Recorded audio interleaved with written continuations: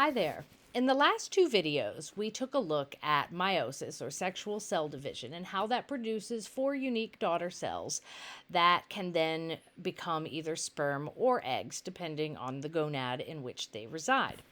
In this video, we're going to look at the development of these daughter cells into eggs or oocytes.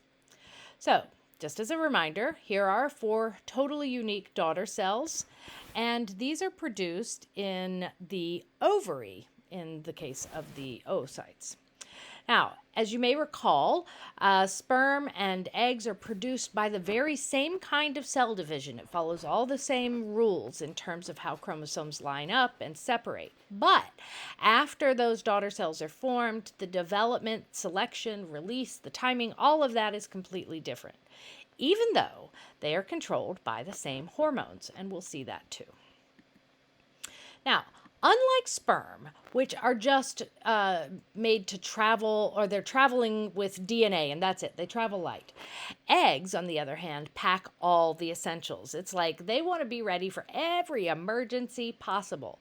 In fact, they're not preparing for emergencies, but if the sperm aren't going to bring all of the organelles like the Golgi and endoplasmic reticulum and mitochondria and all of these things that we need, these basic building blocks that we need in order to produce a new organism, then it's on the egg to bring everything else. And indeed, everything but the DNA from the sperm comes from the egg. So they are large because they have to contain all of the organelles and the nutrients needed for that future developing cell, should this egg meet with sperm. Now, part of this includes what's called mitochondrial DNA.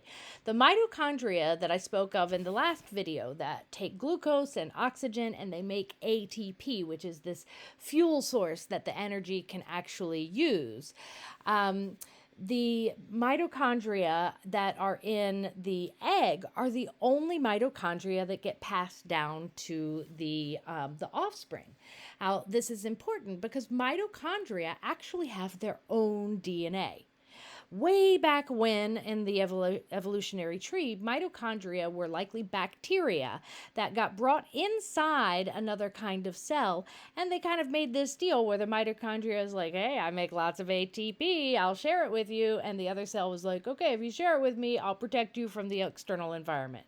So ever since then, they've been living in our cells, and that means that DNA only comes from the oocyte. So in inheritance, there are some kinds of genetic mutations that get passed down because of the copies and how they interact between the mother and the father. But then there are some that come from mitochondrial DNA that only come from the mother. This also gives scientists the ability to really track our relations going back because the DNA doesn't keep mixing with maternal mitochondrial DNA like it does when you've got the two parents' sperm and egg meeting. So this actually gives us the ability to trace heritage much more accurately. Okay. Let's start with our parent cell, like we did in ordinary meiosis and sperm formation. And the one difference is immediately obvious. And that is that this is happening before birth. Now remember, in sperm production, nothing happens until we hit puberty. But in the case of the ovaries and oocytes, all of these parent cells that can become oocytes are already there before birth. Now, they're not full oocytes yet. They're definitely not ready to be ovulated. Now, when puberty starts and continuing until menopause, which is a point where the estrogen and egg production starts to diminish as we get older, at puberty, once a month, this parent cell will divide into two daughter cells. Now, another difference is immediately obvious, which is these are not the same size. In every other version of this cell division, when this parent cell divided, we got two equal-sized cells. Well, in this case, one of those daughter cells gets all of the cytoplasm and nutrients and organelles, and the other one just gets the chromosome. Now, why do we do this? Or why do our bodies do this? Well, because remember, the oocyte has to bring everything we need to, build this new organism, this new human being. So we want to split the DNA, but we don't want to split up the other stuff. So this is a way to split the DNA without splitting the other stuff.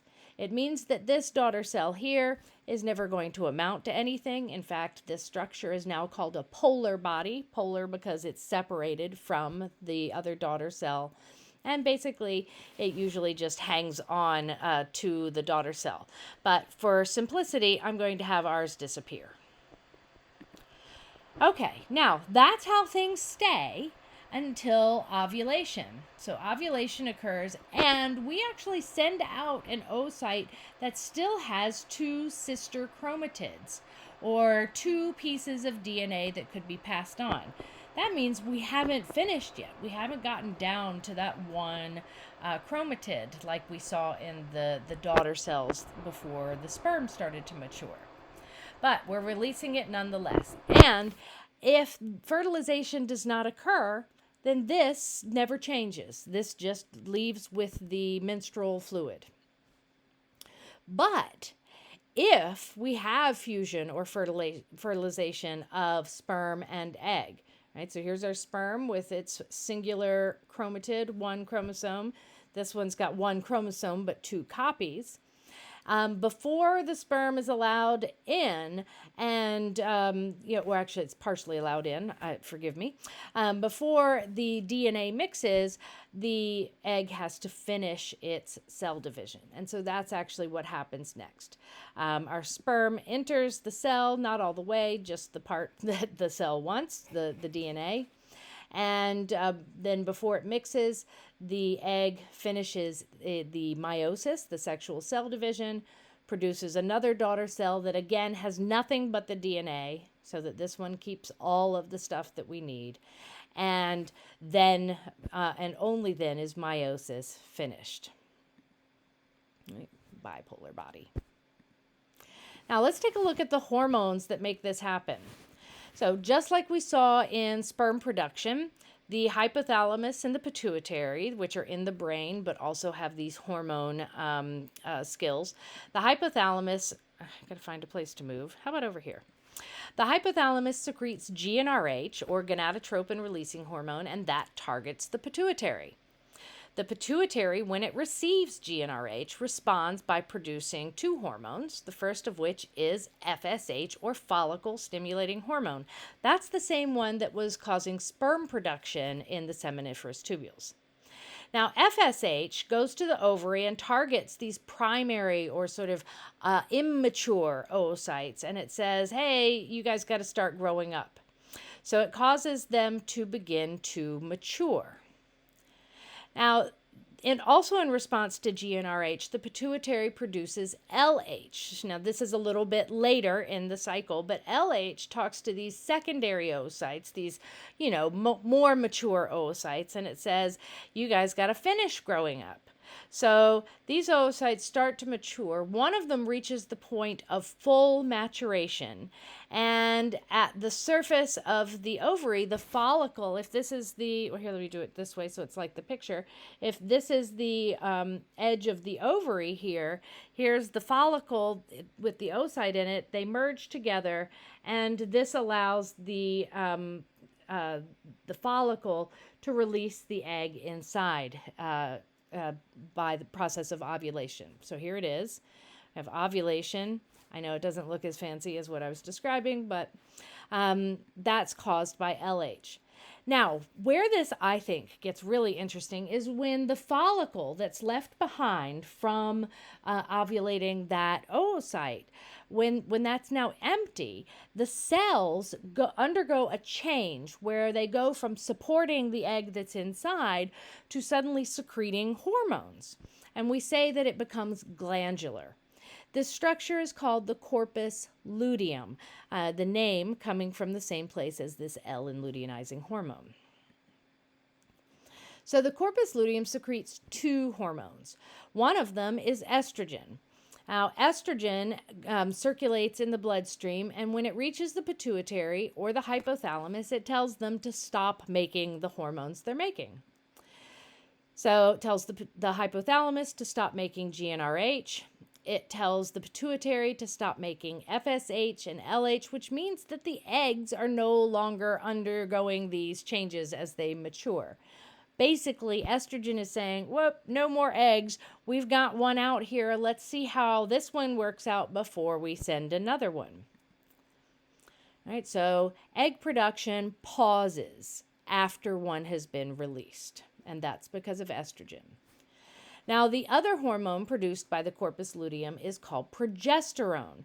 Progesterone travels through the bloodstream, and when it reaches the uterus, it tells the uterus to hang on to the uterine lining. In fact, build it up more. We just sent an egg out there. It's headed your way, so get ready for it. Make the nest, if you will.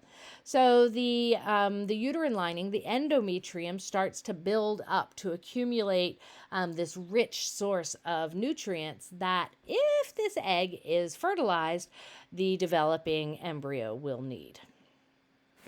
Now, after 14 days, and this is the only part of the menstrual cycle that's practically written in stone, the corpus luteum lasts 14 days. That other stuff with FSH and the eggs maturing and then LH and ovulation, that varies a lot from person to person. But the corpus luteum is kind of just programmed to start to disintegrate at the end of 2 weeks. When it disintegrates, it stops making progesterone. And with the sudden drop in progesterone, the uterus starts to let go of the endometrial lining. And this is menstruation, or the period, when the menstrual fluid leaves the body. Now, with the loss of the corpus luteum and the estrogen that it was producing, now the hypothalamus can begin secreting GnRH again, and the cycle continues, starts over where we began. Okay, so let's take a look at the structures in the ovary that we were just talking about. Here's an immature oocyte, or egg, and you can see it's surrounded by a bunch of cells. These cells protect and nourish the developing oocyte. And is called the follicle. As this follicle and the oocyte mature, get closer to the point where they can be released, one of the things that happens is that fluid accumulates inside the follicle around the oocyte. That's allowing us to separate these cells and the oocyte from the rest of the follicle. In ovulation, that fluid is what allows the follicle and the oocyte to be released successfully from the ovary. And then it's these cells that are left behind that become the corpus luteum, secreting estrogen and progesterone. Now, the uterine lining is changing constantly. In this timeline, this is indicating menstruation, or the period. This is when the uterine lining is coming off and exiting the body. And then as we begin the next cycle, as follicle-stimulating hormone and luteinizing hormone are getting underway, the endometrial lining is building up slowly. Once ovulation occurs, which is right here, and my pets just made a noise and I lost my train of thought. Ovulation occurs and the corpus luteum is formed, then the progesterone causes a significant increase in the endometrial lining in case we have fertilization and implantation, which would occur somewhere around here.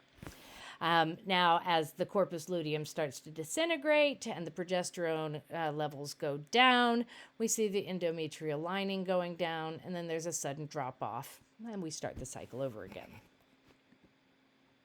I want to say something about the menstrual timeline. Whoop, what did I do? Okay, so if we look at this is showing you 28 days, which is the average length of the menstrual cycle. And we're going to watch events in two different places. One is in the ovaries, and the other is in the uterus. So when we start at the beginning of the cycle, which is actually where menstruation is already happening, but we're going to add that later.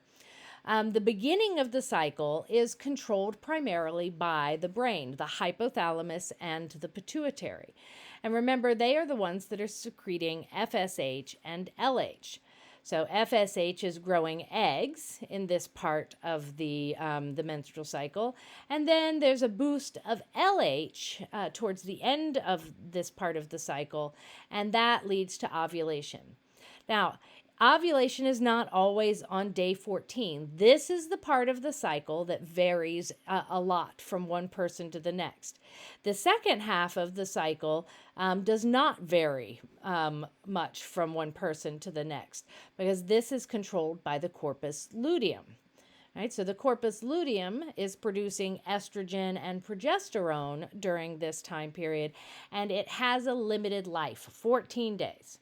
So what we pretty much know about a person's cycle is that when they start their period, we know that they ovulated 14 days before that. But we don't always know when they're going to ovulate next. In fact, that someone has to be very regular to be able to predict that accurately. Okay, so in this part of the cycle, the corpus luteum is producing estrogen, which is saying no more eggs. Let's see what happens with the first one. And it's producing progesterone, which is telling the endometrial lining, stick around just in case we have something that we need to hang out there for a while. As soon as the corpus luteum disintegrates, this causes the menstruation or the endometrial fluid to endometrial lining to leave the body as menstrual fluid. I can do this, and the cycle starts all over again. Right? We have some growth here and a lot of growth here. And this is menstruation here when the lining is being shed. This is the range where ovulation likely occurs, but like I said, you can't predict when you're here, you can't predict when this is going to happen. When you start your next cycle and the bleeding begins again, you know when you most recently ovulated. All right.